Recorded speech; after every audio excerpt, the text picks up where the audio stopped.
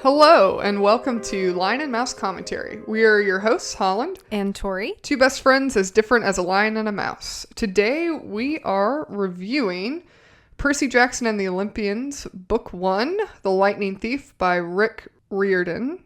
And we will be ranking it on an objective scale of 0 to 10 with only 2 points allotted for personal taste. Please feel free to agree, disagree, or just learn about something new. Just be sure to tread lightly, there are spoilers ahead. And cut to the intro.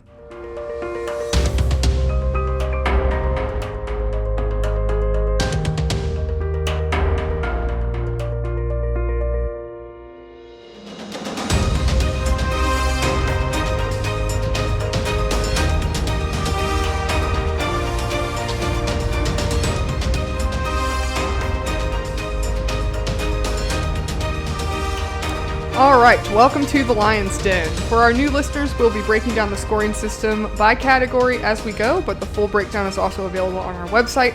So let's get started. So I chose this book, Percy Jackson and the Olympians is the name of the series, book 1, and the title of the book is The Lightning Thief. Sorry, it's like a really wordy introduction there. This is actually familiar to both of us. I actually read this when the series was popular. I was kind of in that age demographic, but Tori actually just read this. I just finished the series, as of a couple weeks ago. Yeah, so you read the first book, maybe a year or two ago? I read the first book right about 2 years ago, and then just finished the fifth book about 2 weeks ago. Yeah, so it's familiar to both of us. However, interestingly, it's less fresh in my memory because I read it when it was kind of popular and new, and I have not read it since. So, a couple facts just to kind of introduce you to the topic. I mispronounced the author's name. It's actually Riordan is how you pronounce his name. So, The Lightning Thief is book 1 out of 5 in the Percy Jackson and the Olympians series written by Rick Riordan. It was published June 28th, 2005 by Hyperion Books, which is the publishing company owned by Disney. It was adapted into a motion picture and a graphic novel in 2010. It's actually going to be an upcoming Disney Plus series. They have confirmed that they're going to develop it, but as of the recording of this podcast, the date is unannounced. So there are several additional series written by the same author. The series include the Heroes of Olympus series, the Trials of Apollo series, the Kane Chronicles, Magnus Chase and the Gods of Asgard, and other crossover stories. So the synopsis I will read this is the synopsis released by Hyperion Books, and this will be the only non-spoiler that we talk about. So this should be safe. It's typically found on the back of a book jacket. So Percy Jackson is about to be kicked out of boarding school again, and that's the least of his troubles. Lately, mythological monsters and the gods of Mount Olympus seem to be walking straight out of the gates of Percy's Greek mythology textbook and into his life. And worse, he's angered a few of them. Zeus's master lightning bolt has been stolen, and Percy is the prime suspect. Now Percy and his friends have just 10 days to find and return Zeus's stolen property and bring peace to a warring Mount Olympus. But to succeed on his quest, Percy will have to do more than catch the true thief. He must come to terms with the father who abandoned him, solve the riddle of the oracle, which warns him of betrayal by a friend, and unravel a treachery more powerful than the gods themselves. So, if you've not read Percy Jackson and the Olympians and you would like to read it spoiler-free, now is your time to click off of this episode, listen to it, and then come back after you've enjoyed it for yourself. But please come back. Please don't forget the comeback part. Yeah, of course. But I guess probably by the time you've gotten to this point, we've already gotten a tick on the listen by all of our analytics. So, you can click off and not come back and we'll still benefit from it. Just kidding. Please do actually come back. So, I will let Tori kick us off with our first category. Okay, so the first category for books is plot, story delivery, and world building. We have a possible total of 3 points, and I gave it a full 3 points. I think that the opening in the museum is a really good intro to the world of this series. So you kind of get a very good picture that Percy is just an unassuming, sort of normal boy. There's nothing particularly special about him, that you see from the beginning.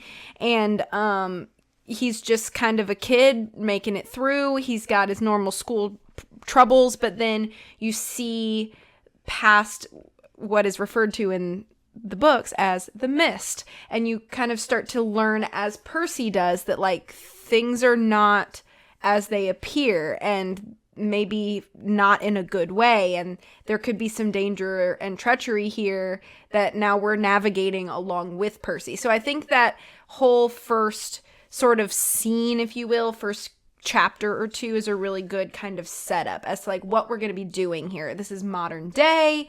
A lot of the context is very modern. It's easy to kind of put yourself in the picture.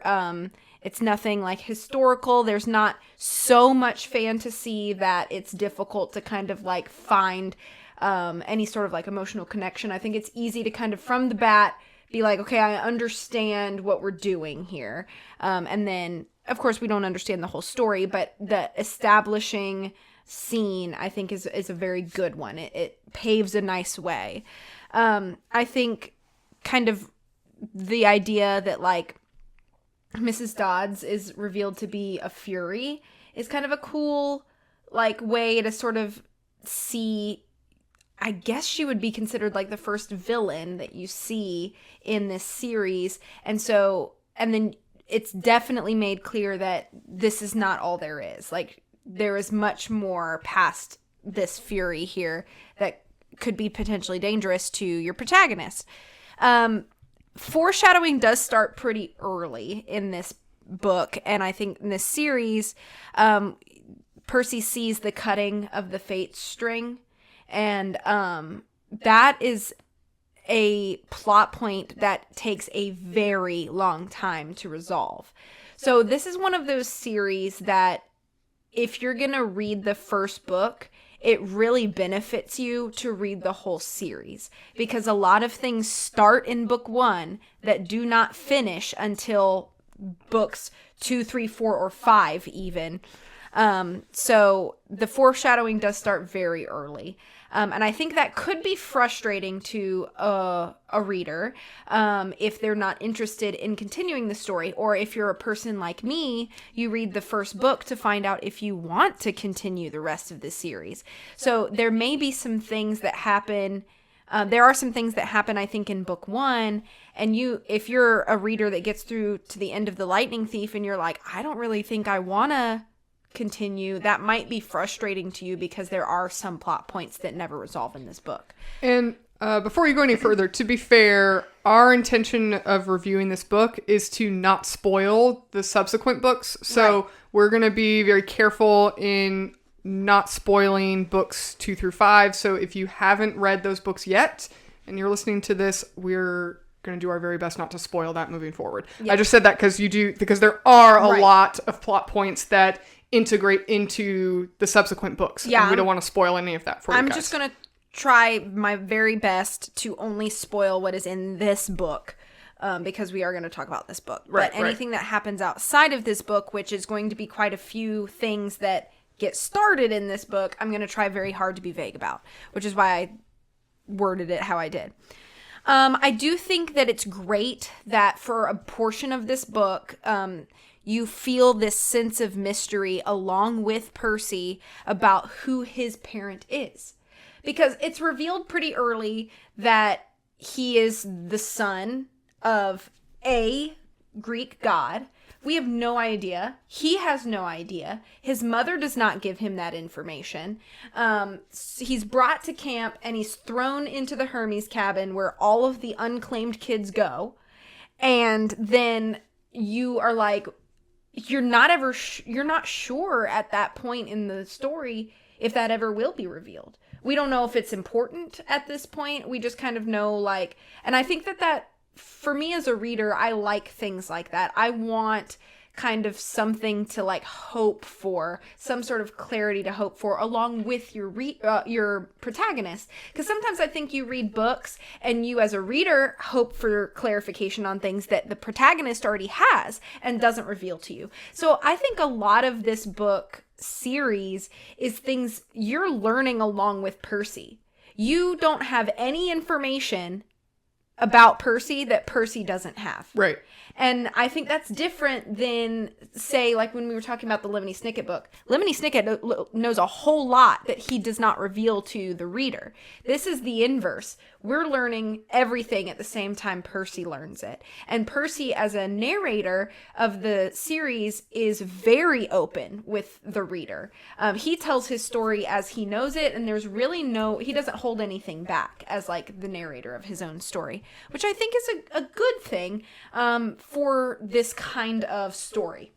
It doesn't make anything feel, it doesn't make the mystery of Percy's parent feel frustrating, I think is kind of where I'm getting at. But it makes the reveal satisfying. So we learn, along with Percy, that his father is Poseidon.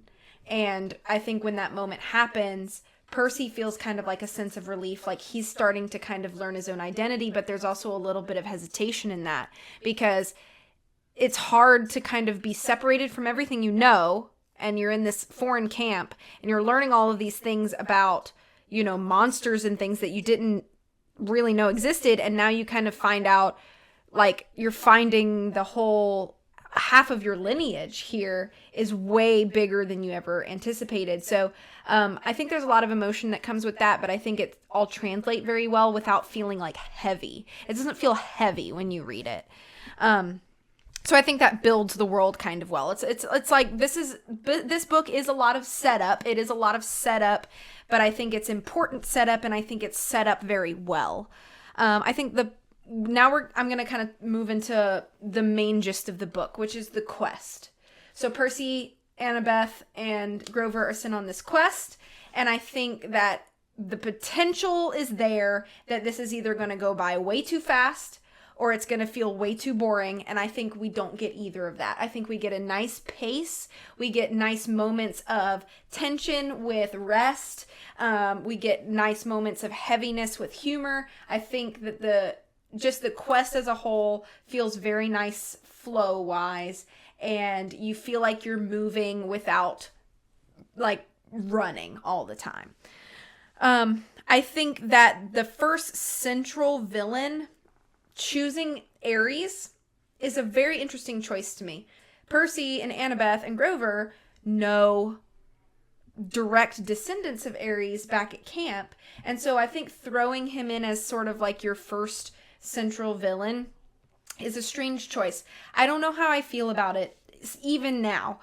Do I think he's a fine villain? Yes, sure. Do I think his motivations are there? Yeah, sure. Okay. But do I think that it maybe makes Percy's relationship back at camp a little messy? Yes, but also at the same time, I think that conflict being there kind of through the rest of the series is maybe necessary, because it kind of has a realistic, I guess, effect. If you're going to spend every summer with the same kids, there are going to be kids that you have conflicts with. So I guess giving a good reason that, like, there's this conflict in camp, and even that sort of follows outside of camp, like Percy's just not getting along with Ares and his cabin of kids. So I think that I think it's one of the things that maybe doesn't make the most perfect sense in the story. I think it's fine, and I accept it as part of the story. Plus, I think Ares is kind of an interesting god. And I think we have a lot of really good scenes with him in the book that kind of explain a lot about him and like who he is, his personality and persona, and that sort of thing. So those are kind of the main notes that I have. I think that it is a very good starting book for the series, and so I think it does build the world very well. So that's why I gave it full 3 out of 3 points. All right. So yeah, I, out of a total possible 3 points. Sorry, my foot's asleep. Oh, it's okay. You good? All right. So out of a total possible 3 points, I gave this book for plot, story delivery, and world building 2.5 points out of 3. So I think, like you said, I think the emphasis of this really is on world building. For an introductory book for a really complex concept, you have a lot of world building you have to do. You have to do a lot of setup for your reader. And I think that it's done very, very well in this book. I think that Percy being your protagonist, the fact that the book's written in a first-person narrative, like you said, you really get to know everything that Percy knows very quickly. And then you watch everything unfold through his eyes. So I think Percy as a protagonist, the overarching plot with him is that he's kind of this misfit who becomes a hero, and it kind of follows some pretty consistent archetypes that are actually found in a lot of literature, including Greek mythology. So he's this kind of misfit character who's, born, not really born to be a hero, but he learns how to be a hero. He has a teacher who believes in him. His mother seemingly dies. He's kind of lost without her. He finds this group of people who kind of come around him who are misfits like him. So a lot of really common archetypes in stories, but I don't think that's necessarily a bad thing. I think it just they do it a really good job of making Percy this kind of relatable character. We'll kind of touch on character in our next category, but I think that the pacing's really good. Like you mentioned, it could very easily drag or just like race through too quickly. I think that I kind of ticked a little box that, this really is there's a lot of adaptation from source material in this story. They have a lot to like pull from. Right. I mean, it's Greek mythology. So a lot of the plot, even Percy's name, is derived from Greek myths and stories of heroes and stuff. So in a way you could say, well, it's really derivative of Greek mythology. It's kind of a rehash of Greek mythology. If you've read Greek mythology, it's just, rinse and repeat of that. But I think that this overall, the building of the world, setting it in modern times is very, it's done very well. I do think that kind of some other kind of positives include that I think there's really clever allowances for Greek monsters. Like, how do they exist in modern times? The fact that, like, they kind of respawn, if you will. There's only one Minotaur, but he just can, kind of constantly reappear, and heroes constantly have to kill him. It kind of gives you a purpose for still needing heroes in a modern context.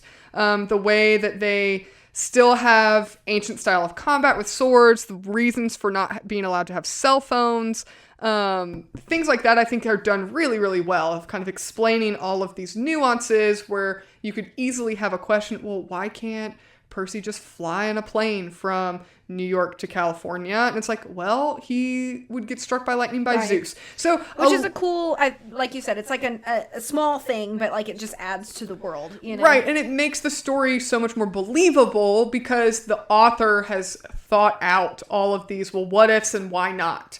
Like pre-established rules, yeah. Right.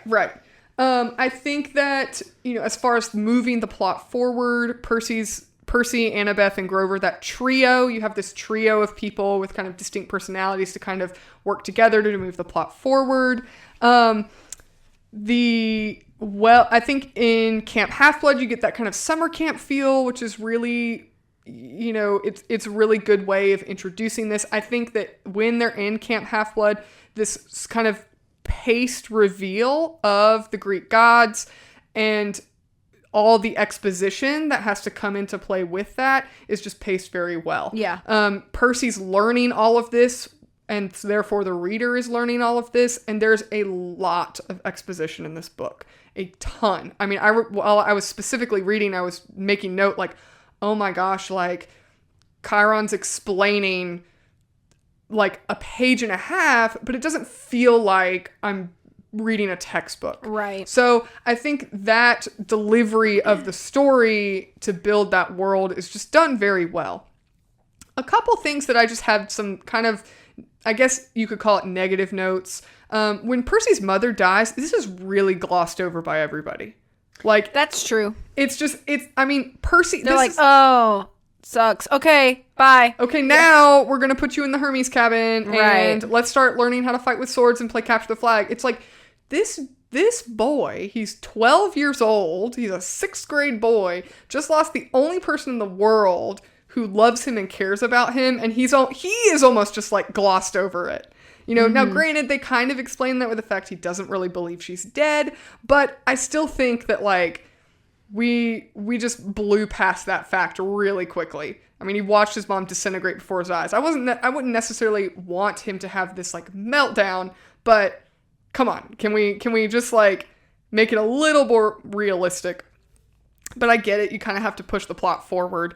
I think that the fact that one thing I thought just initially out of the gate is, you know, Mr. Brunner, who we later find out is, you know, the centaur Chiron, or Chiron, however you say it in Greek. He's a Latin teacher, but he's teaching Greek mythology. Like, Latin is Roman, so why are we learning Greek mythology in a Latin class? That's it's just, true. it's a little...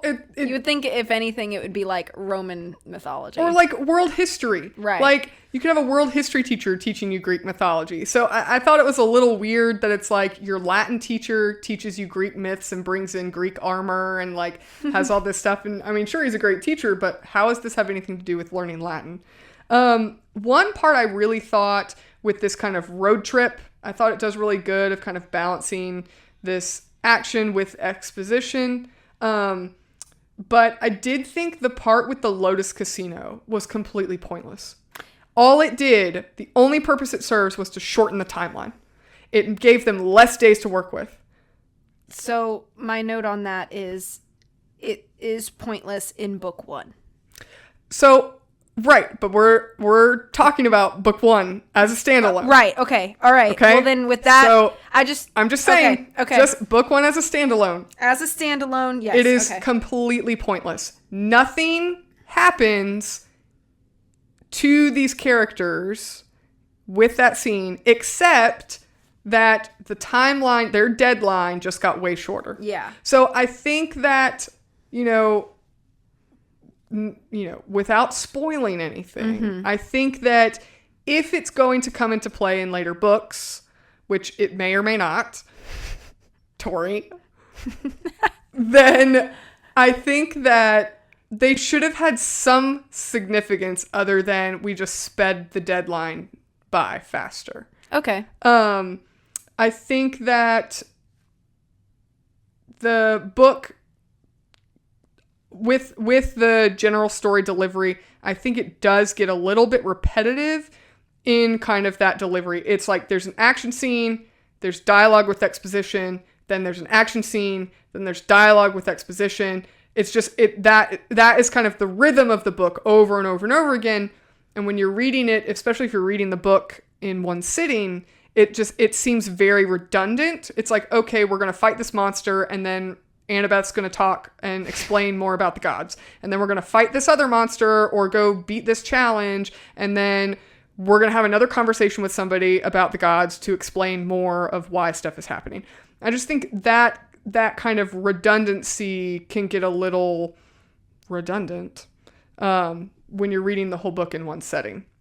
Okay. I think also the plot twist that the lightning thief is actually Luke is good. I enjoy that. I like that aspect of it. I like that they set Luke up as this good mentor to Percy, and it feels genuine. It doesn't feel like he's this quote-unquote plot twist villain.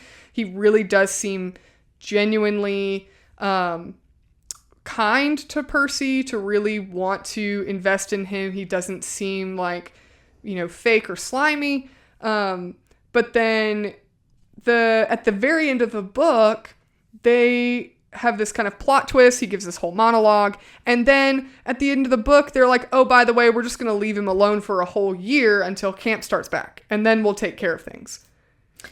You know, it just, to me, it's like, this is like a serious dude who's done this really bad thing, and he's about to cause all out war amongst these gods. But we can wait till next summer before we address it.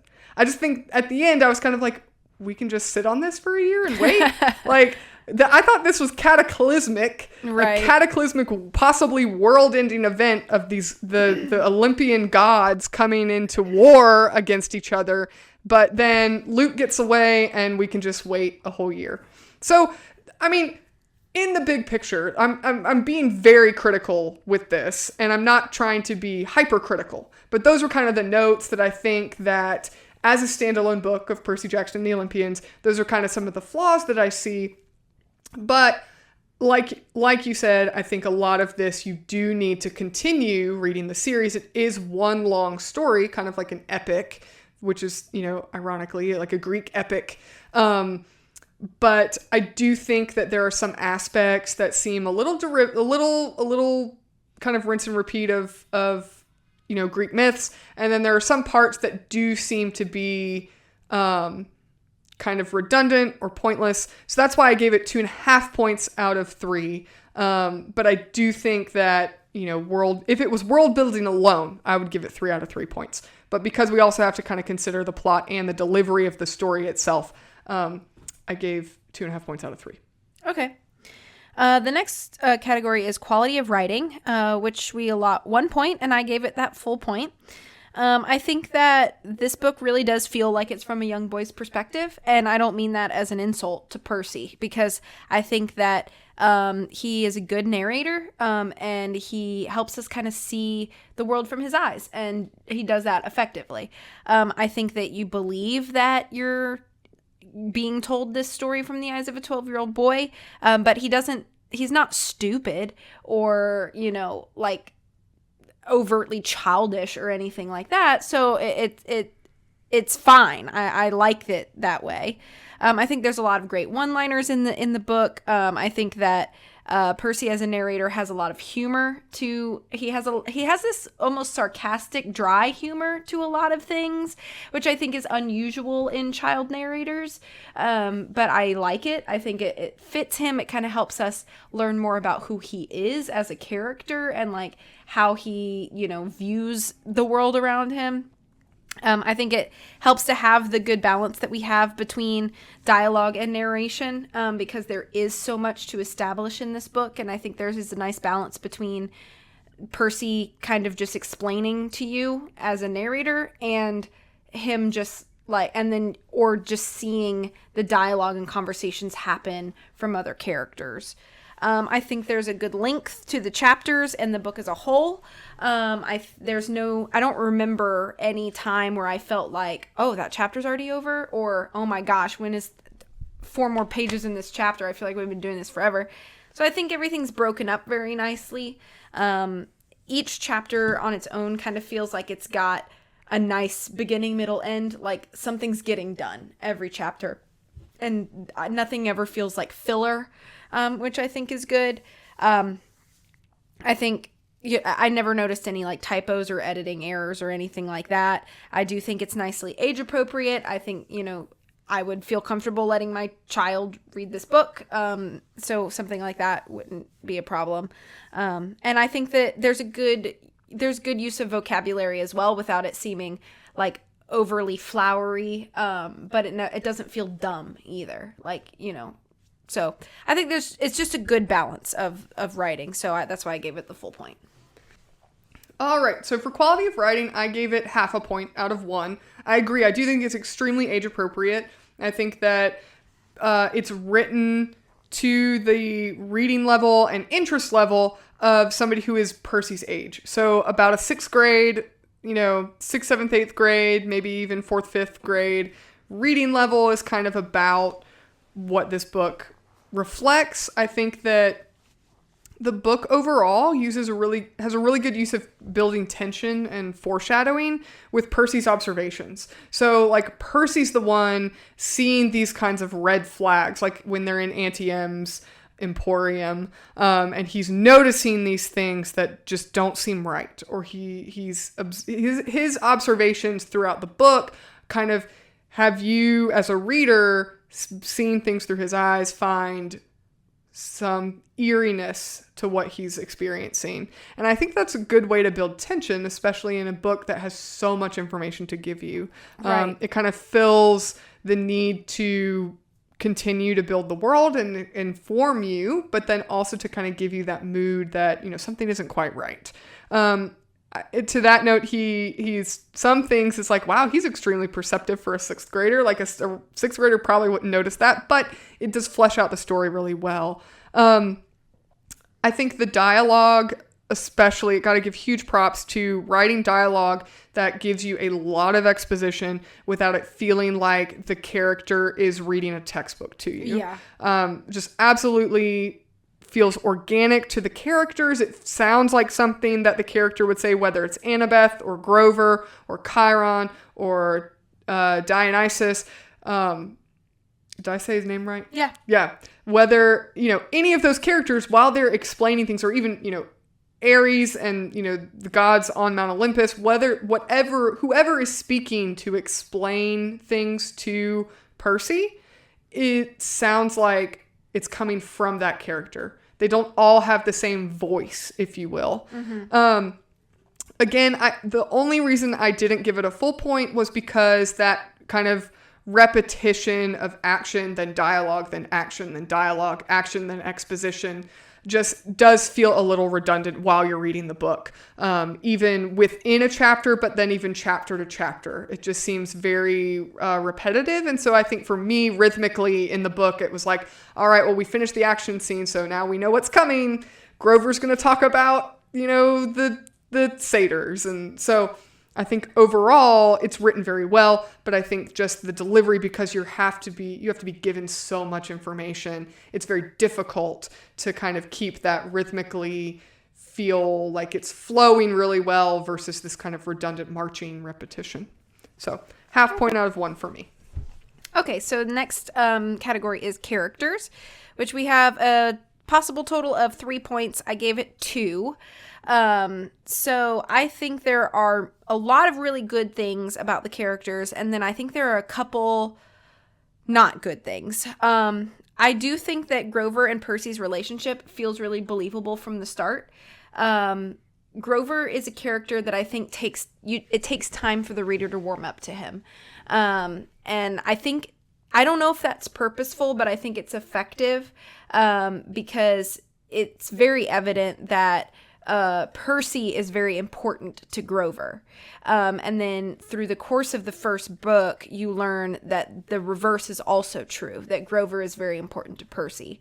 But I think it takes a while for you to get to that knowledge, because it almost feels like the relationship is a little one-sided at first. But I appreciate the fact that as time goes on, you learn that that's not the case. I think that Percy is a pretty likable protagonist. I kind of like that he's not anything special, but he doesn't fall into the trap that some young adult novels have, which is that the protagonist is like angsty. He doesn't fall into that either. He's a kid from a single parent home and has his own share of troubles, but he's not like downcast and downtrodden like I feel like a lot of protagonists can be in other young adult series. But he's also not like super fantastic. He's he's not like a secret musical prodigy or anything. He's just kind of like a kid, like a normal kid, and he's likable, and he has a task in front of him and he resolves to do that task and to do it well.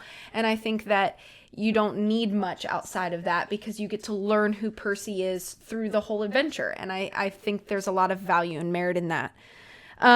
This might be my hot take.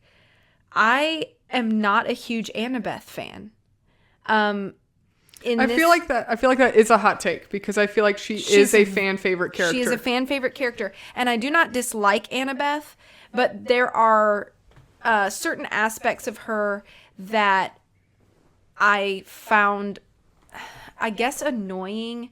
She has the kind of personality where she is very like take things by the horns and shake them until they do what she wants kind of personality. She's not mean or rude or crass. She's just incredibly determined and incredibly focused. But I think that sometimes makes her seem kind of flat. And I think every friend group kind of needs that voice of reason. And while Grover is kind of like the hesitation of the group, she is very like, she's almost so analytical that I'm like, can you please just stop thinking so hard about it? And I think the dynamic works well, especially when you pair her up with Percy and Grover. So the dynamic works. I'm not saying that the dynamic doesn't work or that her personality is somehow wrong. It's just, of the three of them, I personally like her the least because of these aspects of her. Now, do I find her a helpful character? Absolutely. Do I think she contributes to the plot? Absolutely. So I think she's an important character, and I think she belongs where she is. But the hot take is that I don't like her as much as I like the other two, whereas I feel like a lot of fans of this series, she is the favorite of the three of them. So I think that's probably more of a personal preference thing, but I just wanted to mention it since we're talking about the characters, that I'm really not an Annabeth fan in the same way. Yeah, sorry, I didn't want to interrupt. No, it's fine. Okay. Interestingly, when I first read this series as a younger, teenager, I liked Annabeth the most. But as I've gotten older and with my reread of this book, I think I like her a lot less now than I did in that age bracket. And maybe that's part of it. Maybe it's because I only ever started this series as an adult. So maybe that does change my perspective on Annabeth as a character. Maybe if I had read them as a child, she would have a more, I guess, significant place in my heart. But yeah. So another character is Chiron. I think he's a great mentor character, and like you said, we get a lot of explanation from Chiron. He kind of has to set the base knowledge for Percy. I think of all of the characters in the book, he probably gives Percy the most information about what's going on, what needs to happen, and how they at camp are trying to help Percy accomplish these things.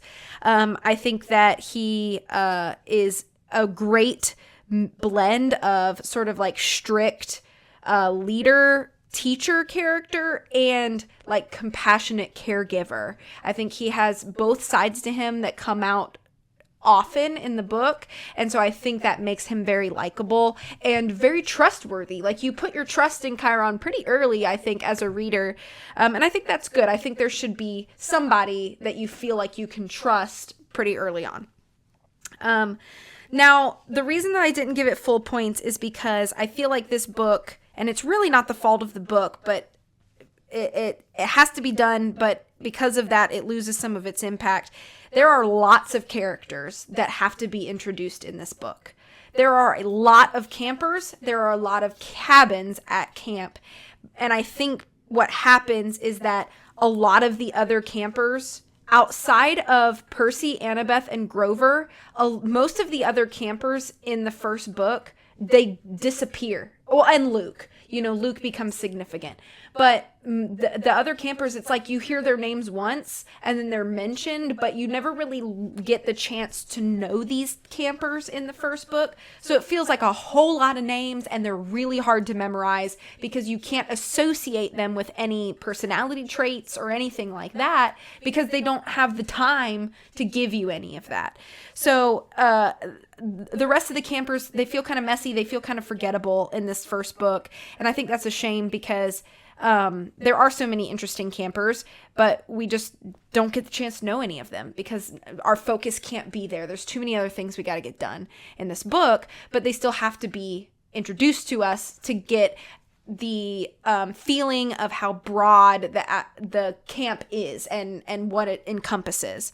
I do think Luke is probably one of the more interesting characters in the series, and I think there's the most to gain in the first book from Luke's shift. I think you feel the betrayal that Percy does when you realize that he is the lightning thief, and now it's like you're who you thought was kind of like your villain because they hype up Ares through a whole lot of the book, and then you learn this about Luke, and then it's like a shift, and you're like, what are you talking about? Like, you were supposed to be an ally with me. We were supposed to be working together to the same goal. So to have that kind of change, I think, even in just Luke's character, is significant and interesting and unexpected as a reader, especially a child reader, I think would never see that coming. And I like Percy's tendency to have dreams that speak to his future and current quest. I think that's an interesting aspect of Percy's character. And that comes into play a lot throughout the book. And I think it's kind of an interesting one. We don't really... Other characters mention dreaming, but Percy's dreams always are significant, which I think is a cool, like, sort of side character trait that we learn from him as he learns about it as well. I think that just the relationships between Percy and everybody else, they all feel really realistic and believable. The depth feels appropriate for this first book. It's like he's, put into camp with all these other campers, and he obviously is going to be the closest to Grover, but because of the situation at hand, he has to get closer to Annabeth, and he has to put his trust in Chiron, but there's still like this level of like, we're not super deep yet. And I think that's appropriate. I think that's believable. Like, you have to get close to people for the sake of finishing your quest, but there's still kind of that level of like, Percy has to hold back sometimes, like what he's thinking and feeling, because he's not sure how this other person is going to take those things. And I think that's way more believable than your protagonist just like trusting somebody fully from the start or never opening up at all. And so I think the progression of Percy's trust and depth with the other characters in the book is really to be commended. But all of that to be said, because of the fact that I think so many of the characters that get introduced kind of feel forgotten by the end of the book, I only gave it 2 out of 3 points. All right. Well, I also gave it 2 out of 3 points. I do agree with a lot of the points you've made, but I took off a point for a little bit different reasons. I agree. I think Percy is a great protagonist. I like that he's not this good kid. He's, gets in trouble at school. He doesn't focus. He's gets in fights. He's got some anger issues. He gets, pretty hot under the collar pretty quickly. He's kind of a troubled kid, that cliche of like this troubled kid is your main protagonist. But then I do really appreciate that he has a moral conscience. He's not this trouble kid that's just, lost his way right out of the gate. He does have a moral conscience. And you see that with Grover in the first 2 chapters, and then you see that with his mom. So his interactions with these other characters that he cares about, he has these very, very moral, tried and true feelings and decisions about the people he cares about. Just even right out of the bat when he's introduced in the first few chapters.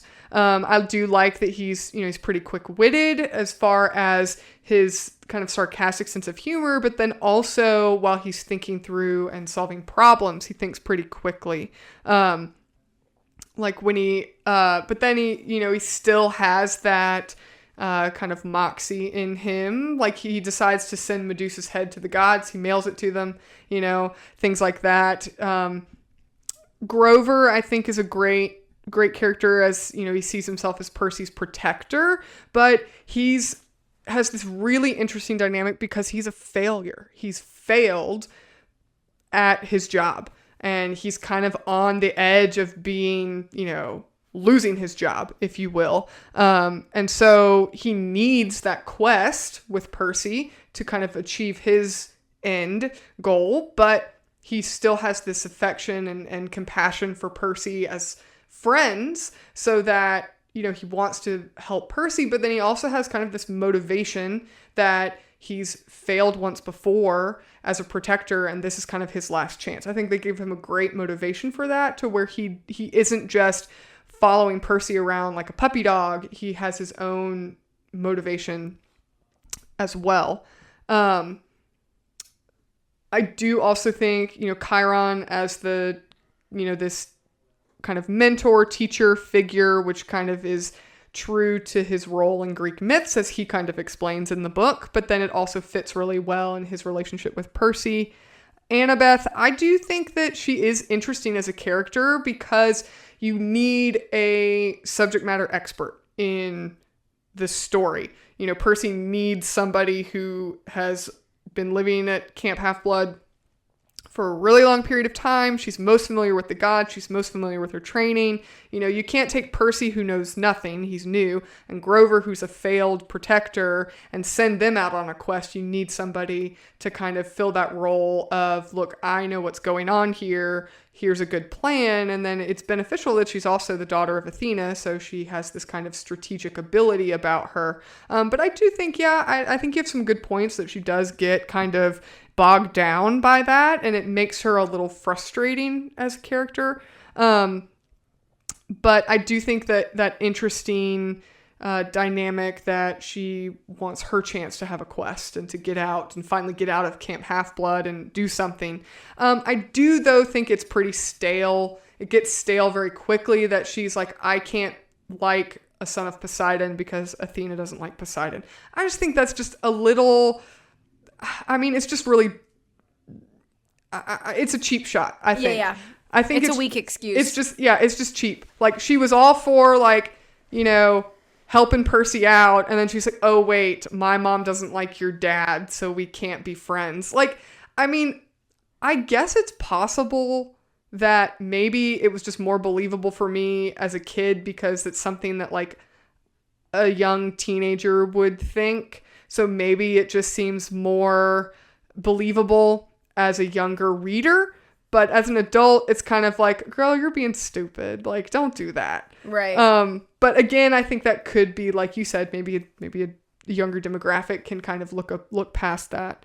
I do think, though, with Grover and Annabeth, I love that at their first moment where they have, you know, at the first chance, both of them put Percy's life ahead of their own. When, you know, the bus is attacked and they're traveling, and both of them immediately put Percy ahead of their own. Not just because that's the goal, the mission of why they're going, that he has to get to, you know, the underworld, but also, like, he's their friend. Like, there's loyalty amongst friends very early on, and I think that is a really interesting character dynamic, and it makes them all really likable with each other. With the gods, the Olympian gods, I think it was extremely surprising that, you know, it'd be so easy to make the gods very, very flat and one note, which they kind of are and they should be to an extent. You know, Ares is the god of war, so he's a pretty angry dude. You know, Athena's the goddess of wisdom, so you'd expect her to be a little more calm and methodical. And, you know, Zeus is the head honcho, so you'd expect him to be, you know, so they are the way that you would expect them to be portrayed. And they are archetypes, as they should be, but they're still pretty well fleshed out. Yeah. You know, and I think that even in small ways that they're fleshed out, you know, Poseidon's personality seems very different from Zeus's personality, even though we meet them for a few pages. So I think that they're surprisingly well fleshed out. I like the concept that Ares has this aura that he kind of puts over people, you know, that he just exudes this anger, and anybody in his presence just starts getting pretty rageful. Things like that I think are just very well developed. It kind of adds to the characters versus them just being these far off concepts that don't really seem very integral to the story, other than the fact that they have demigod children.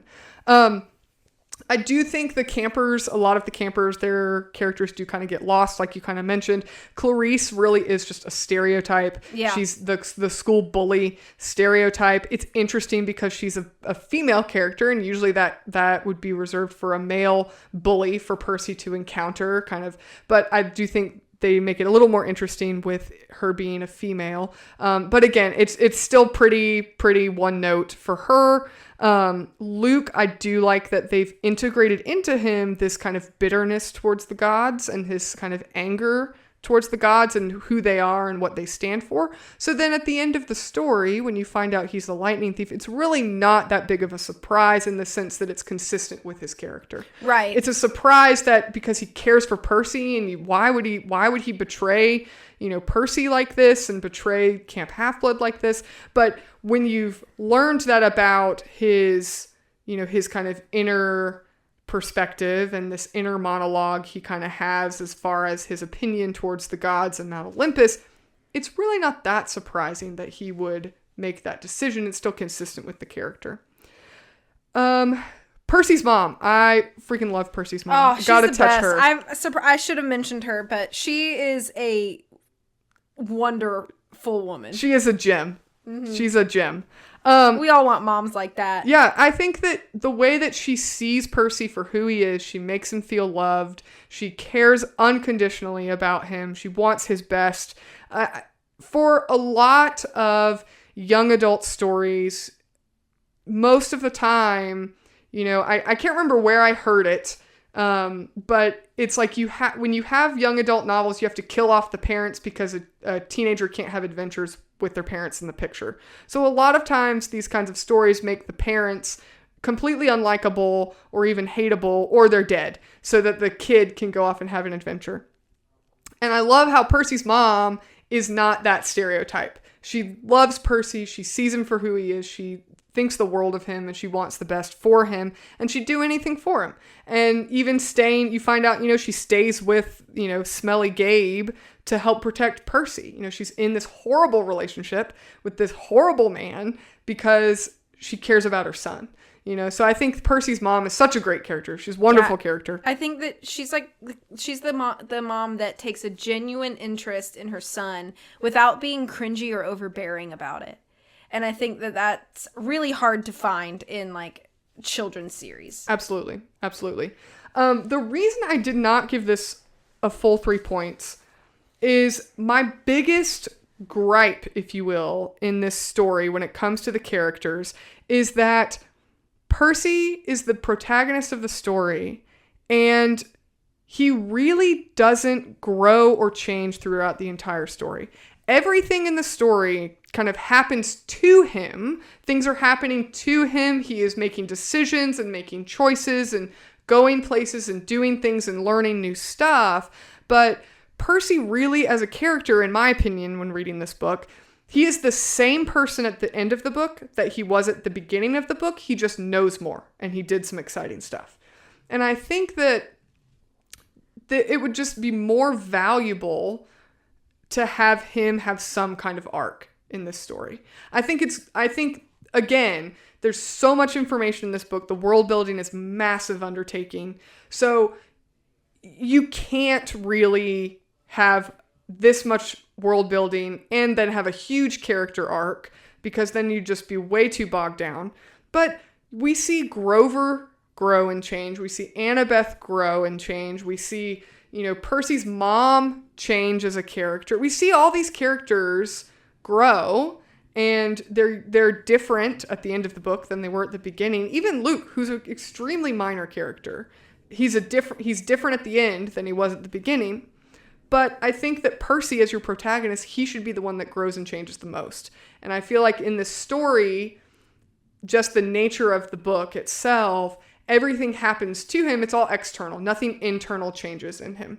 And I think that, it would be difficult to have growth happen in him as well as all these external factors. But I think that in a good story, the only thing that's changed in him is now he has powers that he's developed, being the son of Poseidon.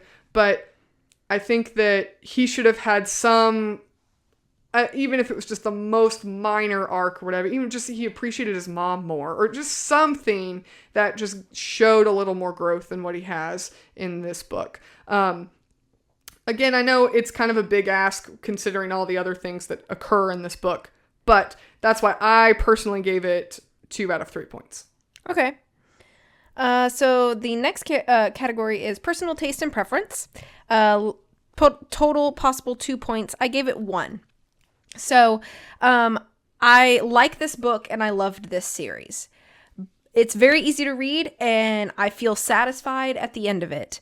However, I think if I were to look at it in how likely am I to pick it back up and reread it compared to the other things on my shelf, it's fairly low. I think there are other series for this demographic that I enjoy more, or would feel like I would want to reread again. I also think that it's really not for my demographic. So while I enjoyed it a whole lot, as I get older, the appeal becomes a little less and less. But that's really not the fault of the book in any way. It's just me. So that's why I wanted to acknowledge that it does all of the things correct. But for me, I feel satisfied that I read the series and I truly loved it. But I'm good. I'm good. I don't feel like I need to go back in for round 2 or anything like that. I would more likely pick up one of the other side series that he did than to reread this again, I think. So that's why 1 out of 2 points for me. Okay. I think that's fair. I didn't really judge my preference on whether or not I would read it again, just kind of how I would rate it in reading it this particular time. So out of a total possible 2 points, I give it 1.5 points out of 2. I think, overall, the kind of a little negative why I wouldn't give it full points. I do enjoy this series. But again, like I said, kind of mentioned before, the characters with the most growth, I feel like, are Annabeth and Percy's mom. And Percy learns a bunch of new things, but doesn't really grow in this book. I think, but the plot and the world building are absolutely to be commended when it comes to Greek mythology. I really enjoy mythology, Greek mythology. I just think it's really interesting, those kinds of stories. And I think this book does a great job at introducing mythology to someone who isn't familiar with it, or giving it to people in a format that's new and fresh. So people that enjoy Greek mythology, kind of traditionally, then this is a great way to kind of enjoy that and engage in it in kind of a modern context. The intro book, this being the introductory book, it is a lot of setup because the world building is so massive, but it's told well enough to make you want to read more. So I think that kind of taking this into consideration as a standalone book, I wouldn't put it highest on my list. But I do think it's a really fun way to kind of, for me personally, because I enjoy mythology so much already, it's a good way to kind of engage with that without having to go back and read Homer or the Iliad. And, it's a good way to kind of engage with Greek mythology in kind of a fun way. So 1.5 points out of 2 for me. Okay. And then the final category is creativity. So out of 1 point, I gave it that full point. I think that I'm not really sure what the goal was for publishing this book. However, whatever the goal was, I believe it to be effective. So if the goal was, let's take mythology and make it accessible and interesting to children, absolutely nailed it. If another goal was the goal, then I still think it's effective. I think whatever creative avenue was meant to be taken, I think succeeded, and I really appreciate what it did. There's no other children's series this popular that took Greek mythology and made it so likable to young readers. And so I think because of that, this series, I wouldn't be surprised if this series spurred an interest in young children to learn, even outside of this series, more about Greek mythology. Take Latin or Greek, I don't know, it's like this is like the door to an avenue of knowledge that I feel like a lot of children would not have wanted or cared to know. So I think that because of that, it's a cool idea to kind of integrate that into a children's series, especially something with a lot of humor attached to it. So because of that, I gave it a full 1 out of 1 point. Cool. Yeah, so I also gave it 1 out of 1 for creativity. Interestingly, Rick Riordan wrote this book to kind of for his kids. He told the story kind of to his kids because his kids suffered from ADHD and dyslexia. So he wrote this story. He came up Is with that this why story. Percy has dyslexia? Yes, because Cool. his brain's hardwired for Greek, ancient Greek. He has attention deficit disorder because he's hardwired for fighting monsters. So the author wrote this book because his kids had those issues, and he was like, well, actually, you're different because you're a you're a demigod. And so I think that concept is really heartwarming. But I think even not knowing that, I think the creativity should be merited to this story. This book in particular, just judging it as an independent story, not as the series as a whole, although it is a part of a really well done series, it brings Greek mythology into modern times in a modern context. A lot of myths and concepts are derived straight from Greek mythology. I think you could argue that, well, you just rehashed Greek myths and you threw it in a modern day and you didn't change very much about it. And I do think there is some validity to that statement. However, I think that their creativity of explaining a lot of the why and what if and why not in how this exists in modern day is extremely creative, and telling it in a way that fits the modern world is a massive undertaking. Greek mythology is huge. I mean, there are stories that have been told and retold for literally thousands of years. And I looked into it because I kind of had the question, like, is this just Harry Potter, but with myths instead of wizards?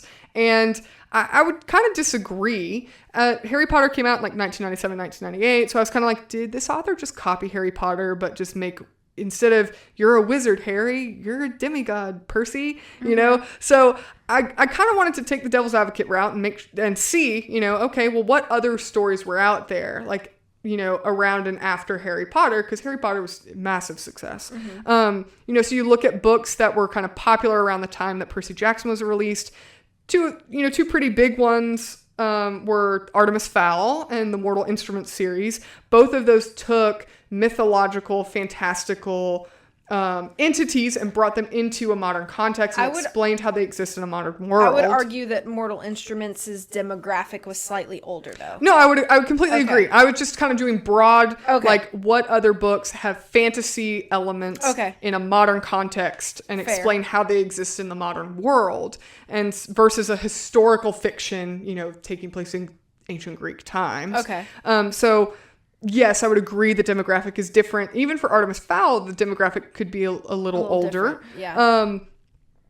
But I think that bringing Greek myth into the modern world is a huge undertaking. Yeah. I don't think you can in any way downplay how massive it is to bring Greek mythology, which then transfers into Roman mythology, into the modern day. Well, I think because when you think about mythology, it feels very like set in a specific time and period and place. So to rip that out of its time and place context and throw it into the modern world had to be difficult. Right. And, that to explain in a way that the Greek gods that were in existence in ancient Greece are still existing today. They're immortal and they still live, versus just like werewolves or vampires like Twilight and things like that. But I do think that another thing this book does that's really bold with Greek myths that other fantastical stories kind of play it safe, to be quite frank. The Greek myths are not kid stories. They're not. They're absolutely not kid stories. They deal with extremely adult topics, and this book is not afraid to maintain those very adult concepts. Things like, gods having children, at however often they choose. Right. But even integrating these kinds of adult concepts into ways that commonly appeal to kids, concepts like belonging, being different, realizing who your parents are, growing up in a single parent home, being special, knowing that your faults don't mean your faults can make you different without being negative. Like the example of, having dyslexia or ADHD, those are faults, but that's what makes you different. And that's a good thing. All of those things is really common in kids' literature. And so I think that it's a great tie-in to have Greek mythology, who you have these very, the gods in Greek mythology are very human. They have human flaws. They're not perfect gods. They're basically just immortal, all-powerful people. Right. So to bring the concept of a demigod, you have the same flaws and faults as any other human. You just have this distinction because you're a demigod. That's not really an uncommon concept to kids' literature, but to use that with the avenue of Greek mythology, I think should absolutely be credited to this series. Complete full points for creativity in that aspect. So I gave full points for that. I don't think you can argue that, it's just a rehash of Harry Potter. It's just instead of wizards, we took Greek myths. Wizards and Greek myths.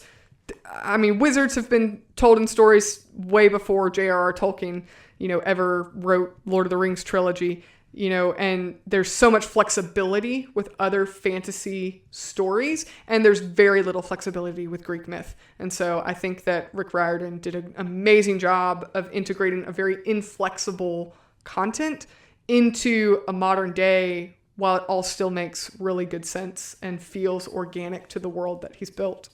All right. So my overall score is 8 out of 10.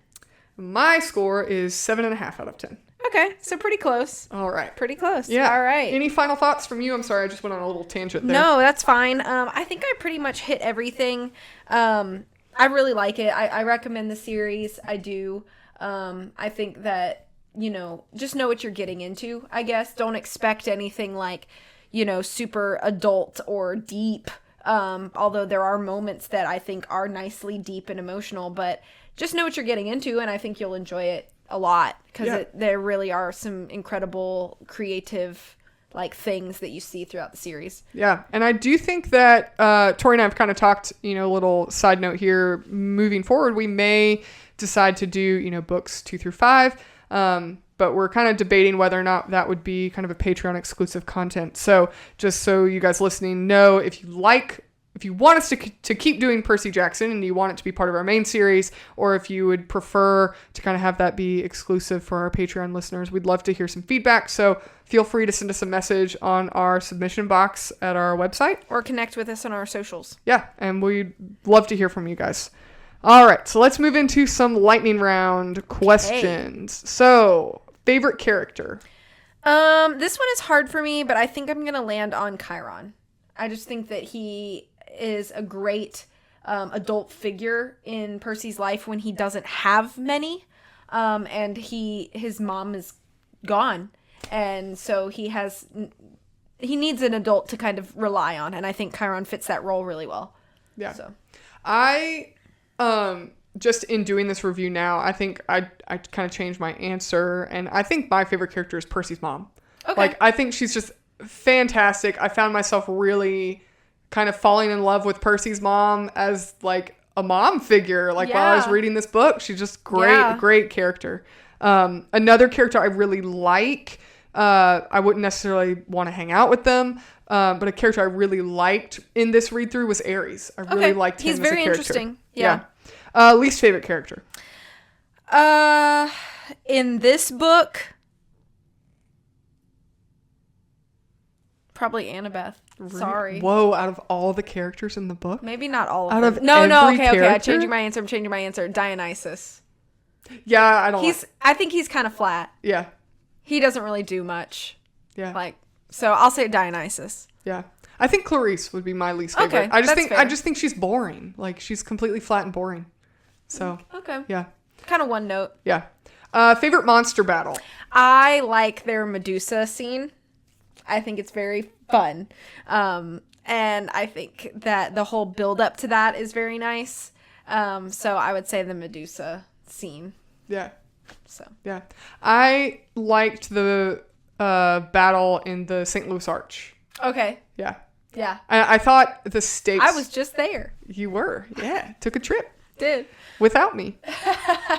I did. I thought the stakes were really high with that. And I like that Percy falls into the water and survives that. So I think that integrating Percy kind of discovering his powers in that battle it was really interesting. Yeah. Okay, cool. All right. Which god's house would you most likely belong to? Oh, man. I don't know, because not all the gods have a house. Do I... Well, let's just assume... Okay, so we're not going to get into... Because this is not a spoiler, but they do expound more on the other gods in future books. So let's just assume, spoiler-free, that every god that we've met, and even the gods that we haven't met yet or we don't know, let's assume they all have a house. Okay. So which I guess the real question would be, like, which god would be your parent? So I think I could see myself being the daughter of somebody like Hestia or Demeter. That's kind of what my gut tells me, is like something like that. Yeah, so. I could see that. Mm-hmm. Yeah. I think I would probably... I mean, I think most likely... I don't know. I feel like just personality-wise, I feel like most people would probably peg me as, like, Aries. Hades. Hades. Yeah, probably Hades. Yeah.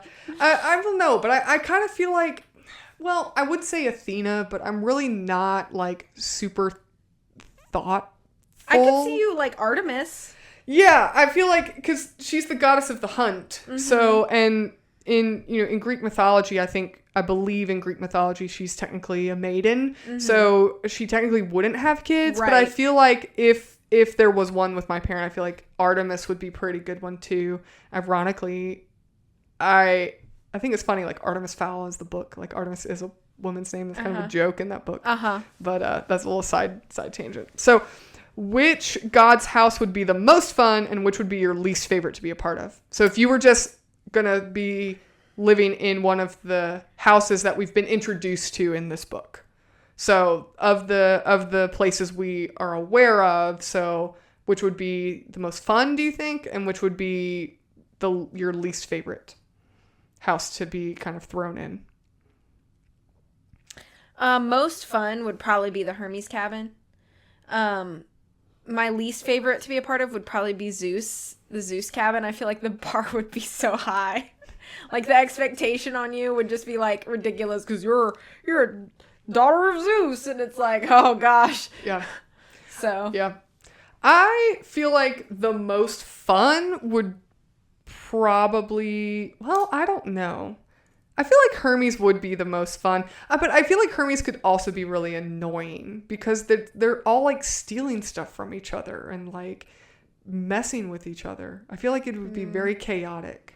Yeah. So I don't know if I would want to live in that house. You'd have to roll with it. You would. To live there. So maybe I would adapt really well and just kind of make it work. Yeah.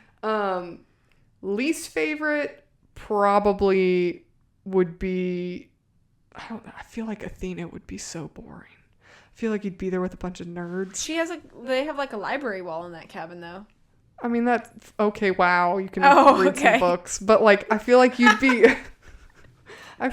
with like a bunch of nerds. And I say that kind of ironically because I'm a huge nerd. We're sitting here, two nerds. Yeah. So, but I don't know. What if in like Athena's cabin, everybody is like, well, that's not the right way to do it because I think the Ares cabin would be hard too. That'd be pretty tough. Everybody mad at each other all the time. Yeah, getting in fights. It would be kind of like never mind. I was gonna say it'd be kind of like summer camp where it's just mass chaos, but like the whole thing is summer camp.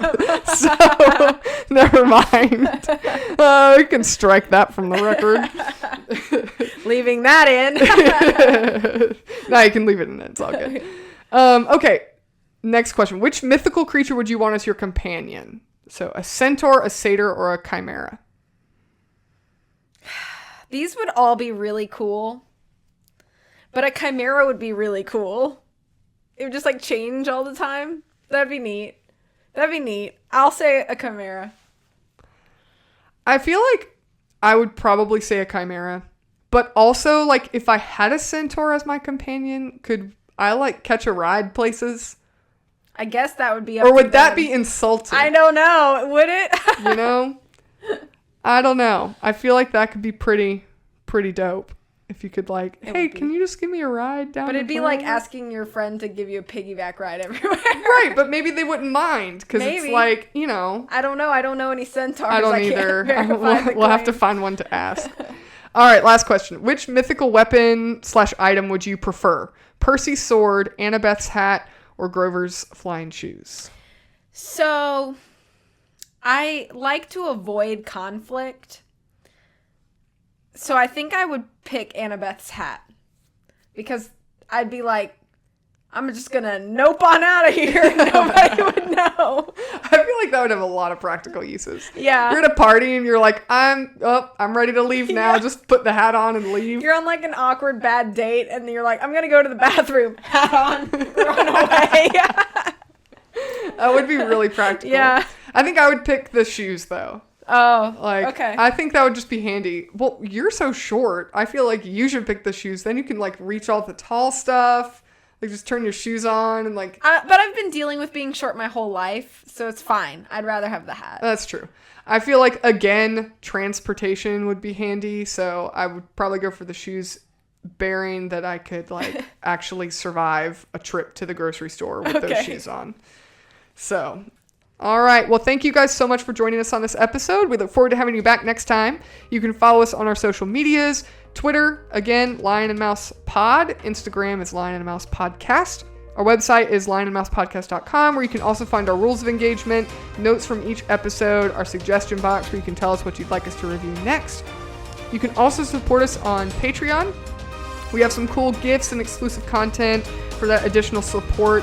And if you would like to, we'd greatly appreciate it if you could please give us a 5-star review of our podcast on your podcast platform of choice. It really helps us out, gets us kind of more traffic to the podcast. Thank you guys so much for listening, and we will catch you in the next one.